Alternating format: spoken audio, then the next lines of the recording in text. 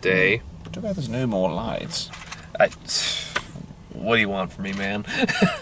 You can do what we've done in the past. We sometimes put like a iPhone with a flashlight on the dash. Sometimes that will help.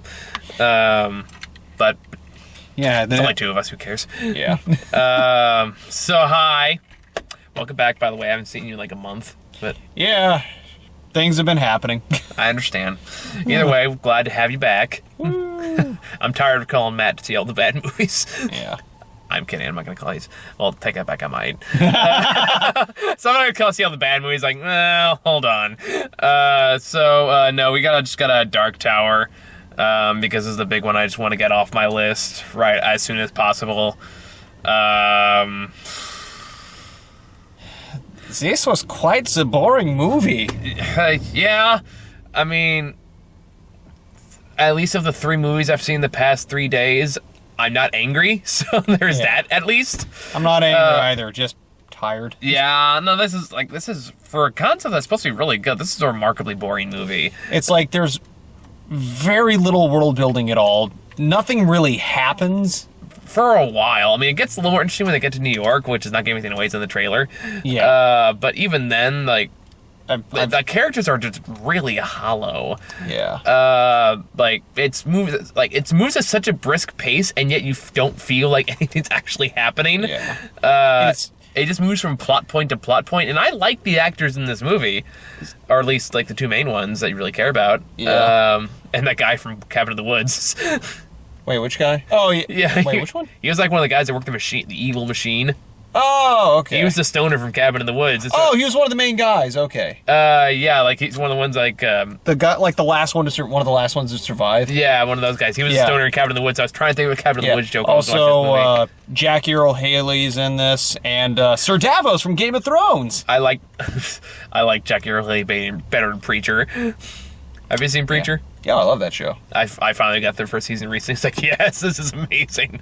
Honestly, a lot closer to what I wanted out of this than what I got.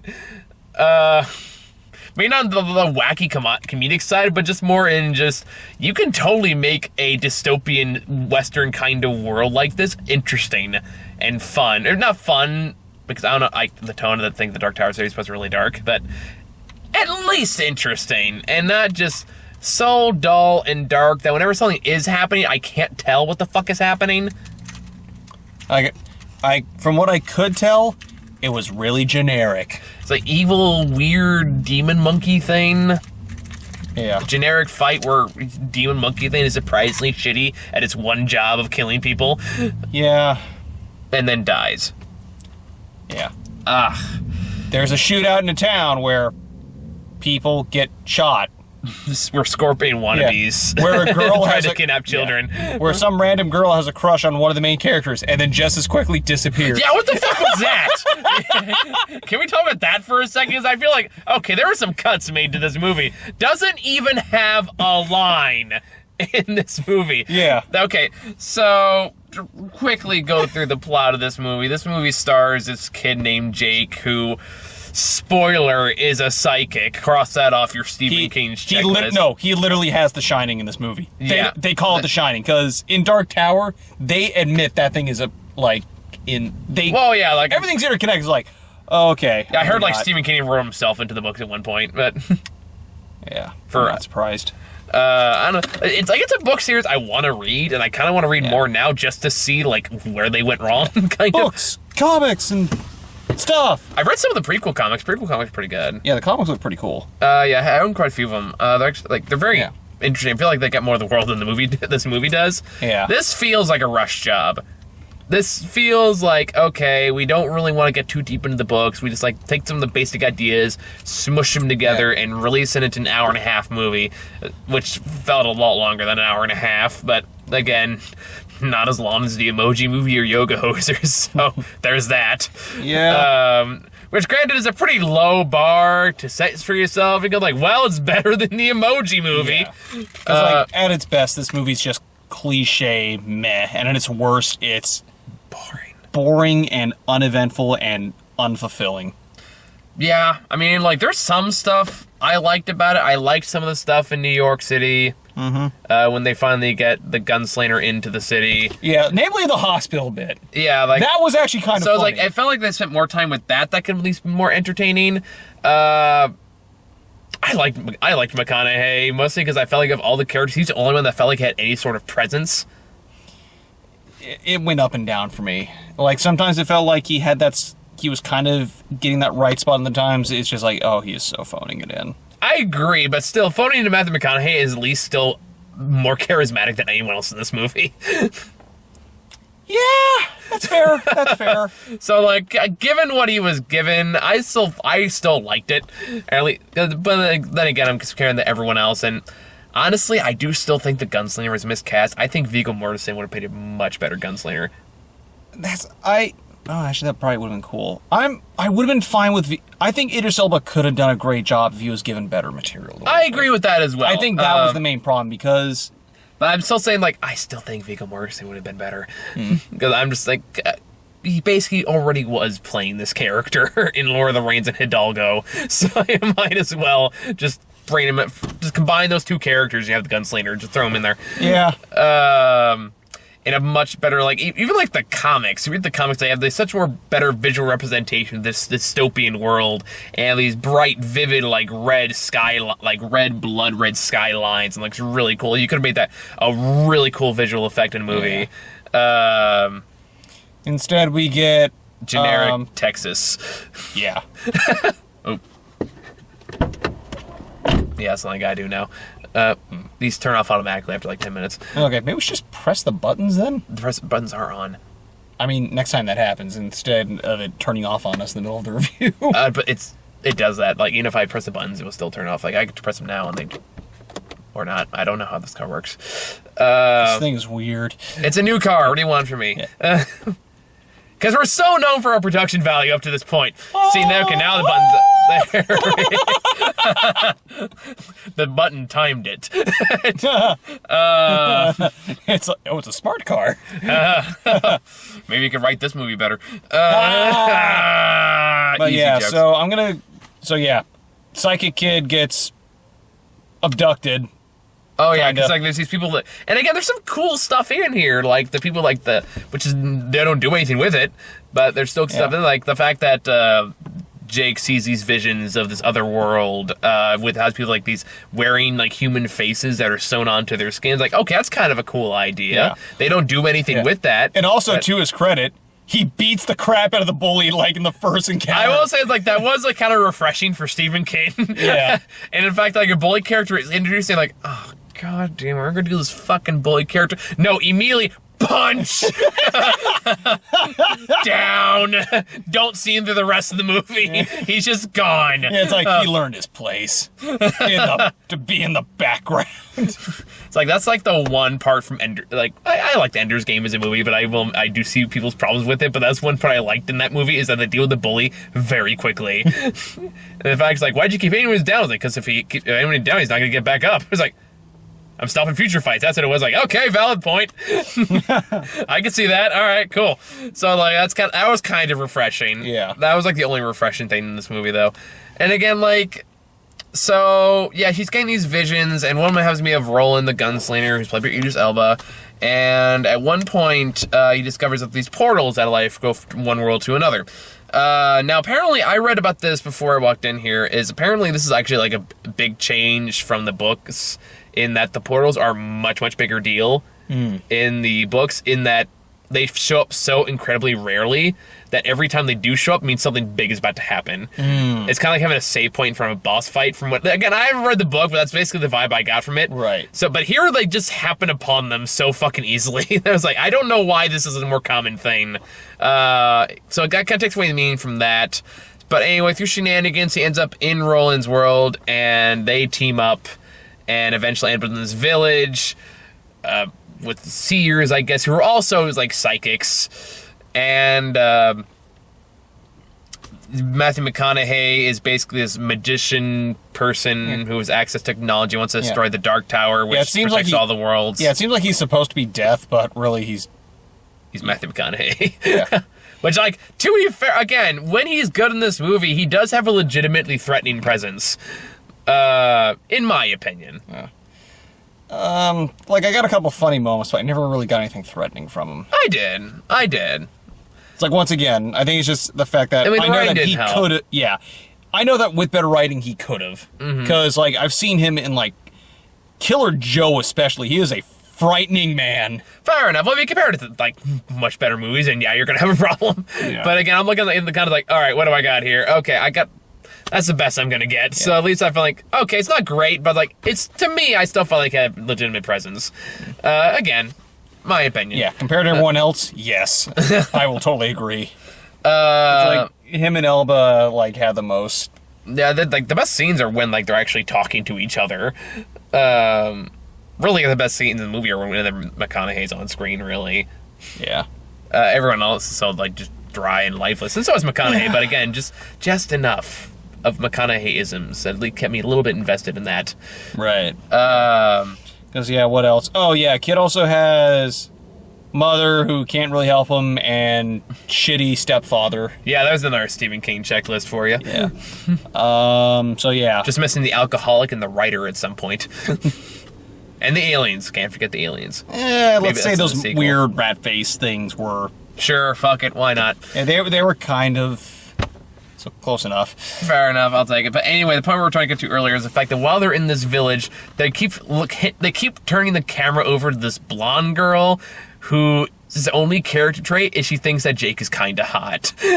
Yeah, she smiles at him a couple times. Which they like, oh, are they hinting at a romance going on? Like, nope. At one point, like the Scorpion clones like storm the castle. They walk off together, and some random guy just comes in and is like, oh, thank God you're safe, and takes her away. And you never see her again. She's just gone from the movie. So doesn't even have a line. Just like, wow, you could have cut that out. I know, like, why'd you even keep that in there? Did you really need to buff up that extra 2 minutes that scene had? You couldn't use that, I don't know, build character or develop anything instead of, okay, we need to go here now. Now we're here. Here's a portal. We go through the portal. Okay, now this is... Again, the only reason, like, the New York stuff is okay is because actually, like, I felt like the only time they actually tried to build some character, and even then, not much. Yeah. For me, it was just, like I said, the best part was when he's in the hospital. Yeah. Because it's I like the banter he and McConaughey have at the gun shop. Right. I like that. Sorry, scene. all I remember was that he was there and made a guy, the gun owner, tried to shoot him. Mm-hmm. And he got bapped in the face because he shot the shotgun right into his face. Yeah, fair enough. Like, again, that's like the one thing I like. But yeah, the hospital scene was good too. They can, because actually use your charismatic actors to do charismatic things. Yeah. Instead of just read from a script. I don't know. Yeah. I mean, from what I read, like, this basically just took the bare bones from the books and nothing else. I can tell. Yeah, you can fucking tell. I want to read the books now just so I can get some more context in this. Yeah. Because I have a lot of friends who've read this book and they love the series. Yeah, I've heard great things about it. But it just falls in the curse of Stephen King adaptations where it just drops the ball. Yeah. And it kept reminding me of better Stephen King adaptations. Yeah. I'd rather be watching, like, I'd much rather watch 1408 over this movie. I'm surprised you missed that, too. Because I only saw 408. I didn't see the one. Yeah. It's like, remember this portal number if you want to come back. 1408. Ah, Yeah, I guess.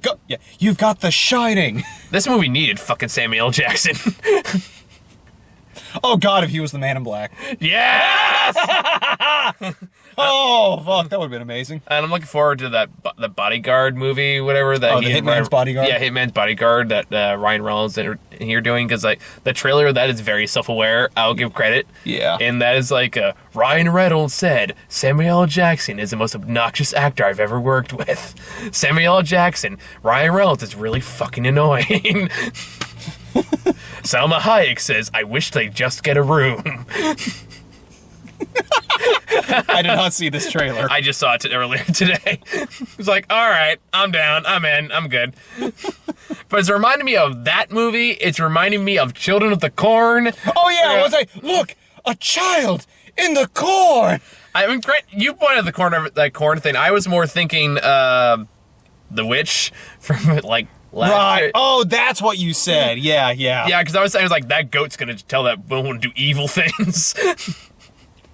Which, goddamn, that'd be a great twist when it's suddenly the goat just kills all the scorpion clones. That'd be fucking great. Thanks, Goatsy! I shall always protect you. The goat simulator turn off. Oh, I wish I didn't say Goatsy. Why? Do I want to know? No, you don't. Well, now, see, if you don't tell me, I'm gonna Google it. So. Okay, it's not like legit spelling, but basically it was this thing like back at the inception of memes, where it is. I had to have my now wife explain this one to me. Okay. Was basically it is like some guy spreading his ass cheeks, and you see his asshole. He's got like this wedding ring on his hand too. And the only reason I know about this was because someone doctored a Sarlacc pit photo to make it kind of look like that. Okay. And You had my curiosity. Now you have my attention. People are weird.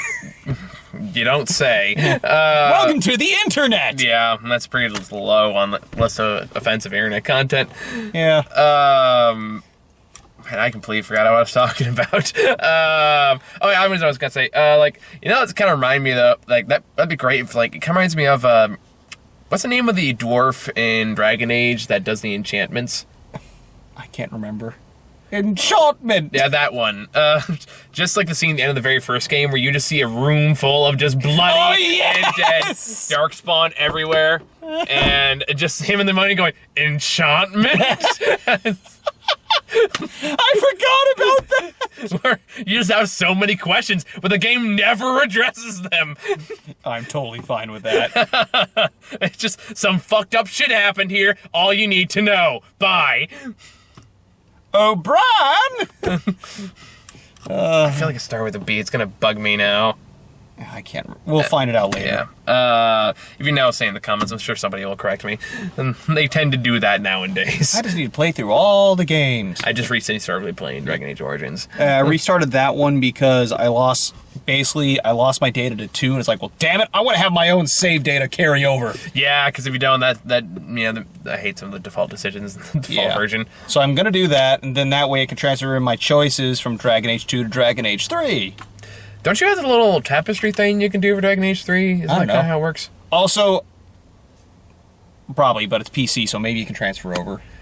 Yeah, probably. But also, what happened was I was in the third act of Dragon Age 3 or 2, and I lost all my data. I was like, no! Well, at least I can redo some things like save what's her face instead of having the sister get captured. Basically, just make her a.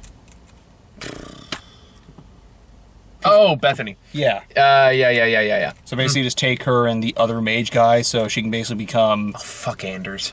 Yeah. To be fair, if you take her along with you, Anders can save her. I know, but fuck Anders. I hate that prick. Seriously, like one of the worst characters in that franchise. He was okay in Awakening, but goddamn, he was the most preachy motherfucker in 2. And I had to keep him around because he's the only one that had fucking healing abilities. So I had to deal with this whiny, pretentious bullshit for hours. Yeah. But when you say Bethany, you don't have to have him anymore.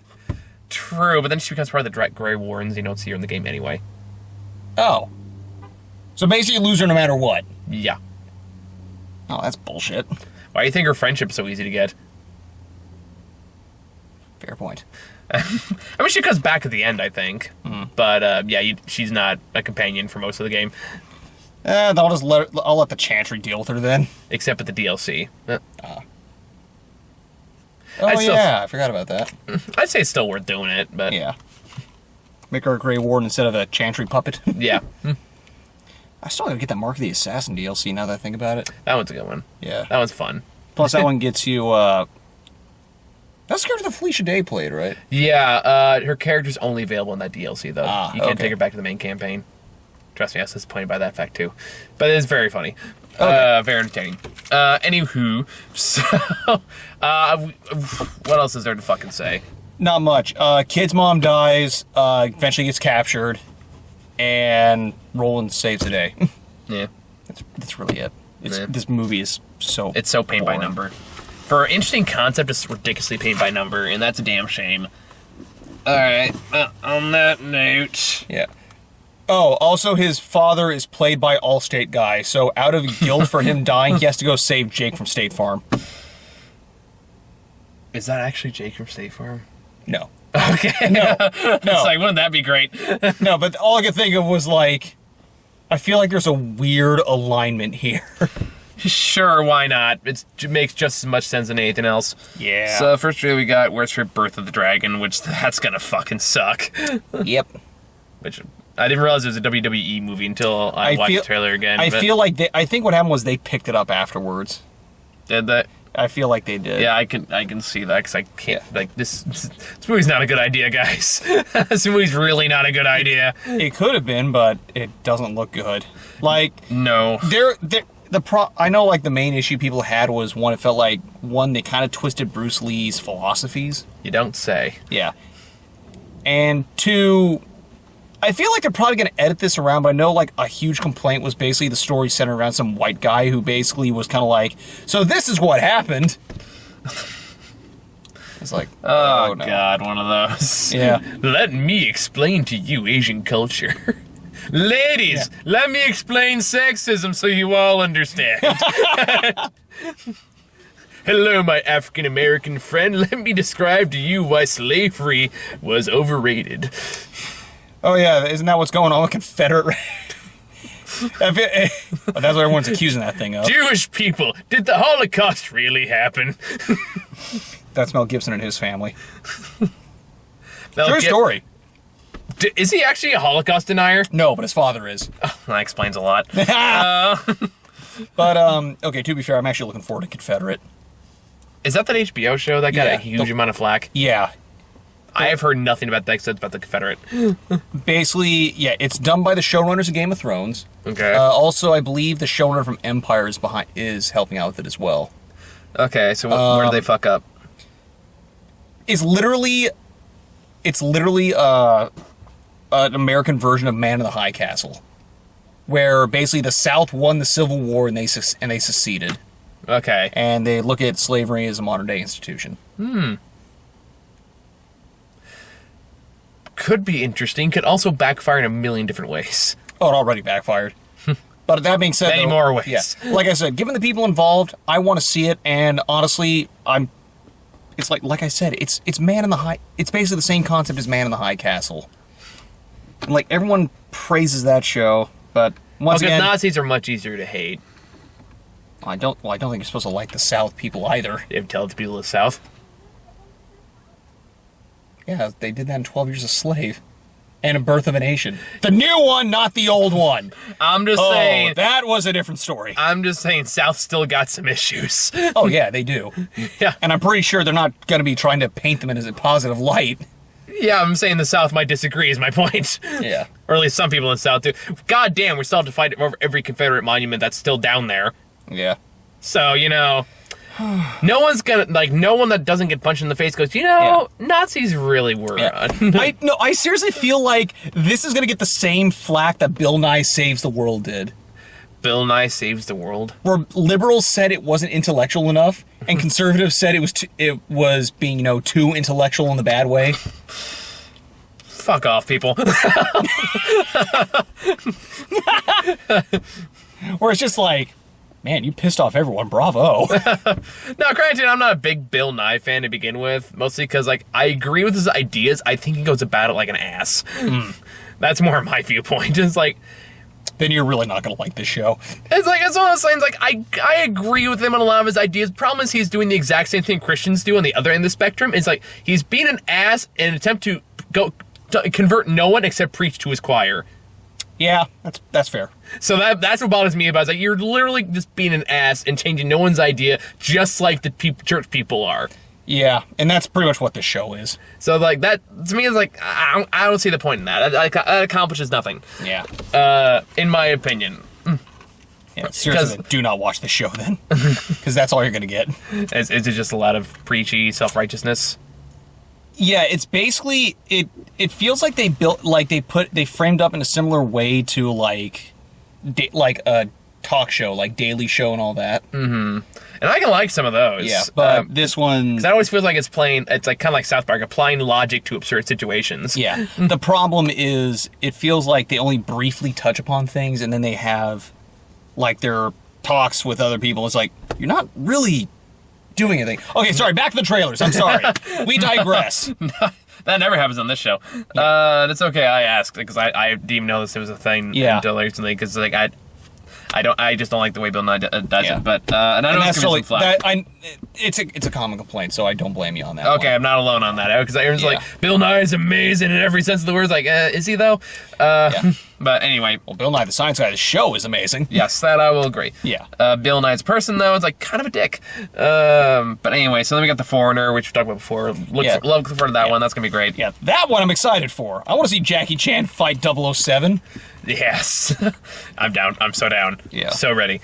Then we got Mother, which that looks interesting. Yeah, it's like written directed by Darren Aronofsky, has Jennifer Lawrence and Javier Bardem. Like, I was like, sold. Yeah. Sold. And a nice violent bottle movie, I'm guessing. Yeah. Jennifer Lawrence, another example of someone who I'm not quite liking how her politics have been kind of like dipping down lately. She's been kind of coming across as selfish, but damn if she's not a good actress. I don't know about any of that because I don't keep track of celebrity gossip or any of that shit. Yeah. It's questionable. Some will say that like it's entitlement. Others will say that she just wants to get her dues. So it's kind of, but it's like whether or not. So I'll say like that aside, I still really like her as an actress. Was it like an inequality thing? For some, like some case, like what was it when she? Yeah, totally doesn't work. Sorry, like I know that she demanded, like in the middle of it, kind of demanded a pay raise in one of the X-Men movies. And I remember, I think they were able to meet it because Fassbender gave up some of his paycheck to pay her. I see. And she also complained about how she was paid less than anyone else in American Hustle, in terms of the main cast. To be fair on that one, she was a pretty big part of that movie. Yeah, but she was also like, I will say this, she deserved more than Jeremy Renner did, because she was more than him, but compared to like the other main leads, she was like on the small end of the spectrum. I mean, like, I get where either side would come from on that. Yeah. So that's one of those things, like, that doesn't really matter to me in a long grand scheme of things, because that's company politics. I don't give a shit about that. Yeah. So, like, that doesn't really bother me. That's, yeah. the negotiation for equality, or what your definition of it, whatever it may be.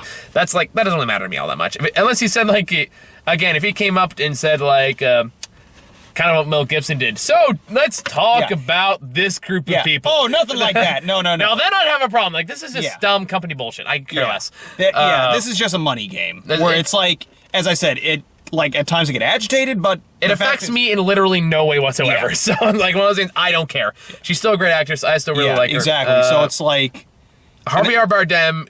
God bless him, love him. So I'm down for that. Yes, like I said, like two great actors. Written, directed by Darren Aronofsky. Fuck yeah, I'm in. Yeah, so I'm good. It's like I want to. It's like because like after with Black Swan, I want to see what him and Jennifer Lawrence can do together. Because like I want to see something unnerving between those two. But like again, just get her with Javier Bardem too. Fuck yeah. Oh, yeah. Again, Javier Bardem in anything I'm in. Even Pirates 5, it sucked, but he did what he could. Yeah. Like no one could have saved that movie. Yeah. Then we got Thank You for Your Service, which you kind of. Oh God, what was that? Looks like what was it? It's like no, it's like it looks like Miles Teller American Snipered himself or something like that. No, it's like looks like we got a little bit of American Sniper syndrome going on here. And then 5 seconds later, from the writers of American Sniper. And I just went, God damn it, in the middle of the theater.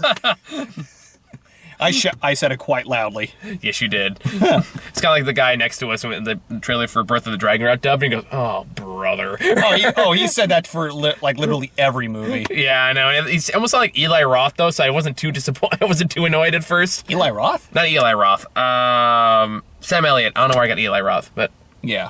I kind of was like, can you just quote Big Lebowski with these lines?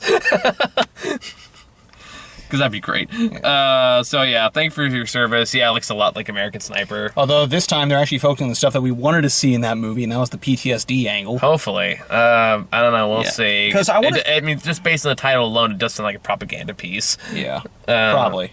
But we'll see. I don't know. Then we got Kingsman 2, which, yes.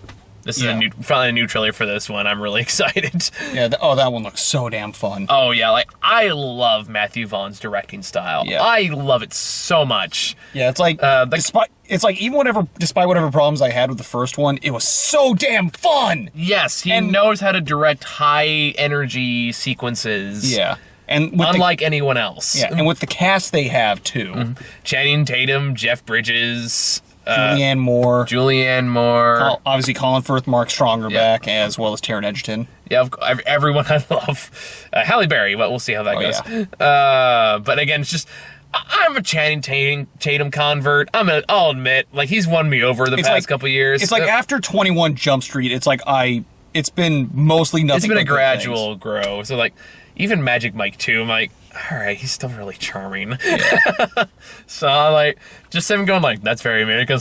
Yeah, it is. It's like, all right, I'm down. So that one looks like a lot of fun. I'm really looking forward to that. Then we got It. Speaking of Stephen King, I've seen newer trailers of this where the clown actually does talk. And it's like, okay, this could work. Yeah. Wasn't this the newest trailer? No, there's some newer ones after this one. Oh, okay. I'm staring off. Don't worry, I'm not looking at anything in particular. No, don't worry, I am too. So like I have heard him talk as It. So like, okay, if they pull it off right, maybe they can make this work. I'm still not optimistic. Oh, I have no hopes for that movie. But it's like maybe Skarsgård can be good in it. That may be like the only potential thing, but everything else it just looks, it just doesn't look interesting. No. Like, it might have its moments, but I don't see this being like some horror classic. It's just going to be, a rehash of a better horror classic. Even though that movie has not aged well. That movie's more like, that movie's hysterical. Yeah. Although I remember it, like, even as a kid, there were some moments I felt like, oh, this is so stupid. Like, I never saw it as a kid. I was easily scared as a kid. I remember the thing that I found that was absolutely stupid was the bit in the end where, this is battery acid. Yeah. I was like, oh, come on! Yeah. It's like, how'd you get that? I mean, I think things can explain to me later is like, if you use your child imagination, you makes it real for him or something stupid like that. Yeah, that was what it was. Yeah. Or like, it wasn't actually battery acid. It was his inhaler, and that was like something he commonly believed in the beginning that like made his asthma to deal with, or workable. I can't English right now. So like, I don't know. We'll see. I'm just looking for it when it comes out because I'm tired of getting trailers for it. Yeah, it's like really. I think of these movies. Okay, I mean, oh yeah, what was the next movie then? Only the Brave. That's the firefighter movie with Josh Brolin and Miles Teller. Being completely blonde, it kind of freaked me out. Yeah, I know. You kept saying like blonde Miles Teller was freaking me out. It's like, what do you got against Nazis? It's like, okay, now I can see why Jasmine kind of felt uncomfortable when I dyed everything blonde. It's like, oh, now I see the problem. Wunderbar! Sorry, yoga hose are still burned in my brain. Like a cancer you can't pull out. That's gonna be my deathbed right there. It's like, do you have any regrets, Michael? Yoga hosers. What about it? It exists. Yeah. Don't you know it? Oh, fuck you.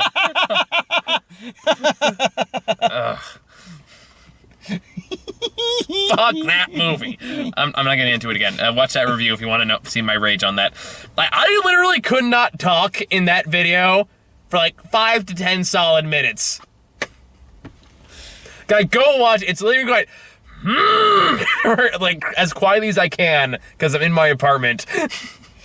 I would have joined you if I'd known, or if I had the time. It's more like the time thing. I know you're super busy. It's like, I just want to get this fucking thing over with. Yeah. So I think, how bad can it be? I said to myself foolishly.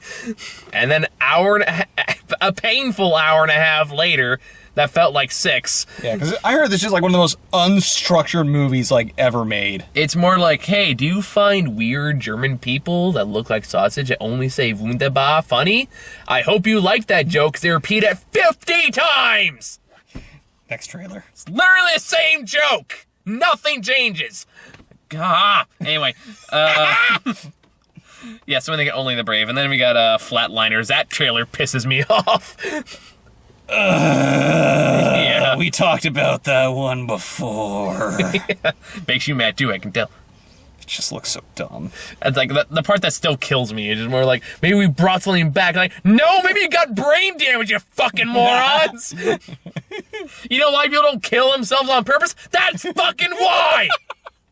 All I remember is like when they show all their dead bodies, like, da, da, da, da, da. It's like, haven't you ever seen Train Spotting? Drugs are bad. You fuck with your brain, you see dead babies. We all know this to be true.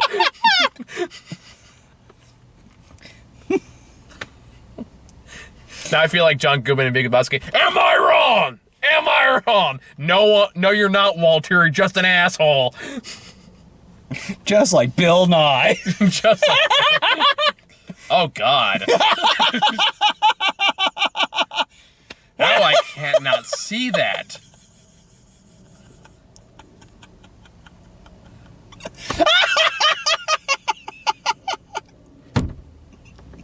Tell me you can't see that.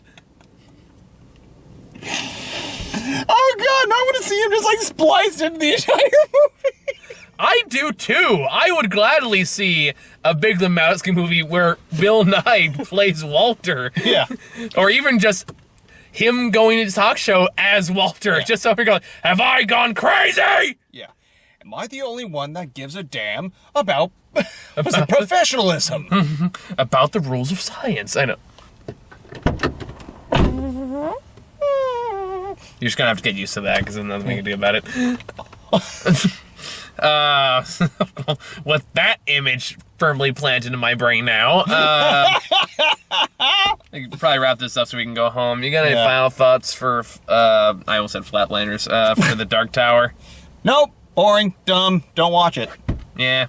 Like, there's so many better movies out there right now. Like, you could easily skip this and not be missing anything. Like, War of Planet Apes is still in theaters. Go see that. Go see Dunkirk. I still need to see that. I still need to see both those. I still need to see Spider-Man. Spider-Man is really good. I can probably guarantee right now that I probably like Spider-Man more than you will. We shall see. I'll be curious what your thoughts are, but I'm calling it right now. That's probably what's going to happen. Yeah. So it's like, all right, Grant, what do you feel? I'm like, really? Okay, cool. I'll be pleasantly surprised. Then I heard Detroit's good. Yeah. Hoping a little bit better than Zero Dark 30.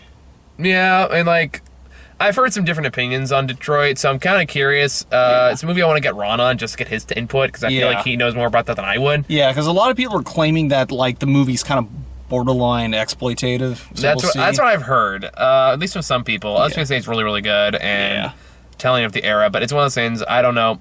That's why I want to get somebody. I feel like it's because I have a better opinion than I. Yeah, because I want to see it just because like I know Catherine Bigelow is a really good director. Yeah, and so it's like I think it'll be interesting to see her take on things. So I want to know is if she's going for the more like quote unquote, just fact based style of Zero Dark 30 or the more flairish style of Hurt Locker. Yeah, I can see that. Yeah. And then I do say fact based. And then I think me and Karina are gonna try to check out Atomic Blonde for that leaves theaters this week. Yeah. Which surprised it already outweighs theaters. Really? Yeah, like there's no showtimes after Thursday. Oh. Yeah, that pissed me off. I was like, really? Fucking really? The Emoji Movie's still playing, but Atomic Blonde gets kicked out. Really? Fuck you. Well, to be fair, Emoji Movie made more money. At least Tom Blonde had less of a budget, so better return. That's why we can't have nice things. Just so we can so we can make room for the Nut Job 2.